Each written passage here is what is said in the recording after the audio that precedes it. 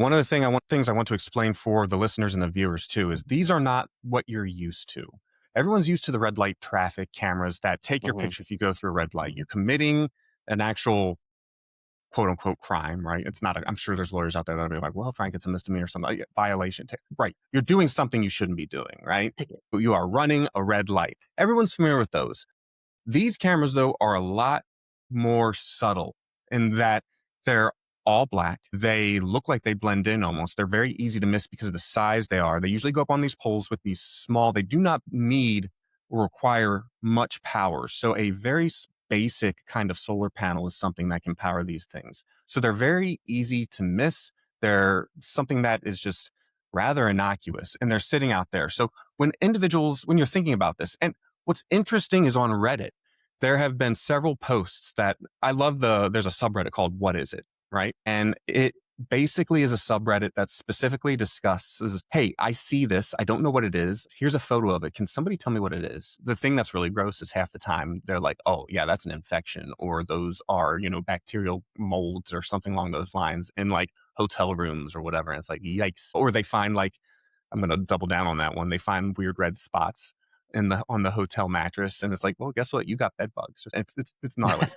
But in this case, what we've been seeing a lot more of on that subreddit are these odd things that kind of look like cameras, which they do, if you look close enough, look like cameras, but not in the traditional sense that you're used to. And more often, people are realizing, well, these are surveillance cameras. These are these quote unquote license plate reader cameras that are out there. And it's really interesting because when people, as I mentioned, when people think about this, they don't think about just the camera themselves. They think of Big Brother, right? They think, hey, somebody's monitoring me. But what's actually happening here is it's something a bit more arguably insidious. It's profiteering. It's a for-profit company that's out there. And this specifically is called Flock Surveillance. And I want to talk a little bit about who this organization is, who is Flock, what they're doing, and where they came from. It was founded in 2017 by a bunch of Georgia Tech, I think, Georgia Tech graduates, alumni, who came together under CEO Garrett Langley. And what was interesting is they kind of put two and two together, something you and I have seen more in the past. They took this idea of a small camera that could be powered and so forth, and they decided to go and get some VC funding.